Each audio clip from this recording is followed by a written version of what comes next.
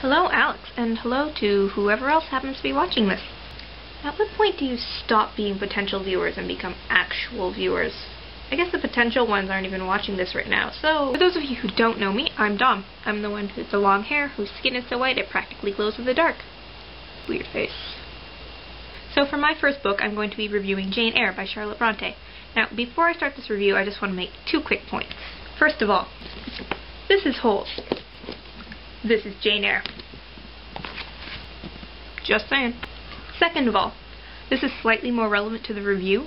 The sad truth is, despite being A, female, and B, an English major, I know next to nothing about feminist literature. So for the purpose of this review, I'm going to avoid mentioning anything about the status of women in the mid-19th century and just focus on the book itself. Because really, if you wanted to know more about that, there's probably a million other channels you could be subscribing to. But don't. Subscribe to us. Jane Eyre is a story of, surprise, Jane Eyre, and her relationship with her employer, Mr. Rochester. There's also some stuff about a rich, long-lost relative and a crazy woman living in the attic. And it turns out that the romantic male lead is kind of a lying jackass. Now, Alex, I know that you love this book, so I'm kind of reluctant to tell you that, well, I hated it. Actually, I quite enjoyed it overall, but there were a couple things that I had problems with. For one thing, the book takes a long time to get going. Literally, the first 100 pages are just the story of Jane's childhood and her time at boarding school. Now, I understand the novel isn't so much about Jane and Mr. Rochester as it is about Jane and her development as a character. But still, using 100 pages for what essentially amounts to backstory is a little bit much. I also had a bit of a problem with the last quarter of the book, pretty much everything after Jane leaves Mr. Rochester. First of all, Jane is running away and is God knows where in the middle of England with nothing to survive. And the first family that takes her in just happens to be her cousins. And the only reason they find out about this is because their mutual uncle just happens to die and leaves all his money to Jane. I also don't get why near the end of the novel, Jane agrees to marry St. John pretty much out of nowhere. I mean, their entire conversation before this had pretty much been summed up as, I don't love you, but you should come to India and be my wife, because missionaries need wives. Oh yeah, that would be great. I would love to go with you to India, but only as your assistant. I don't want to marry you if I'm not in love with you. Jane, come on. It just wouldn't be appropriate for you to come to India with me if we weren't married. I mean, what would people say? You can come, but you just have to agree to marry me. I absolutely agree. I will come to India with you. As your assistant. No, I don't think you're quite getting this. We need to be married if you want to come with me. Oh, yeah, of course. I would love to come with you. Oh, thank God. I'm so glad you're your assistant.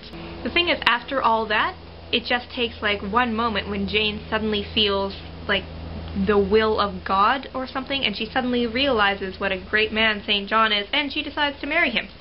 And I know the whole thing is supposed to provide conflict as to whether she's going to get back to Mr. Rochester or not, but considering in the next chapter she goes to see Mr. Rochester again, and pretty much 2 pages after that she just tells St. John she's not going to marry him, and there's essentially no fuss over it, the whole thing was just pretty pointless. But I did like the novel, and honestly, I did really like Jane. My absolute favorite part in the book is Jane and Mr. Rochester's conversation right after their first wedding. This wedding did not go so well. After the wedding, they have this sort of argument, which isn't so much an argument as it is Mr. Rochester explaining himself and apologizing and begging for Jane not to leave her because he just loves her so much, and going on, and meanwhile Jane is thinking, oh my God, of course, I love you so much, how could I ever want to leave you? But what she actually says is, no, I've got to get out of here. I can't be with you anymore. And when Mr. Rochester reacts poorly to this and she actually starts to fear for her safety, she just flat out leaves and gets out of the manor in the middle of the night. And okay, so she runs away with no money, no food, and nowhere to go, but you gotta give her credit for trying. It's a very emotional situation. My point is, how many romance movies have you seen where it just takes an apology and a confession of love for the woman to take back her man, no matter how horrible a person he may have been? Admittedly, there are some parts of the book that don't stand up so well today, such as their treatment of the mentally ill or the references to Jane's life of ceaseless and constant fagging. But overall, it's still a very good read if you can get past the 100 pages of backstory to get to the, plot. So overall, I give it 4.5 stars out of 5. 4.5. Alex, I look forward to next week when you'll be reviewing Around the World in 80 Days, which is a book I tell everyone I read when really I just read a French comic book version in grade 8. I can't think of a witty Jane Eyre related sign-off, so I'll just say thanks for watching, and I'll see you all later. Frantically yelling at Jane and trying to explain himself and apologizing and confessing how much he loves her and begging him not to leave her. Yeah, Mr. Rogers is actually a woman now.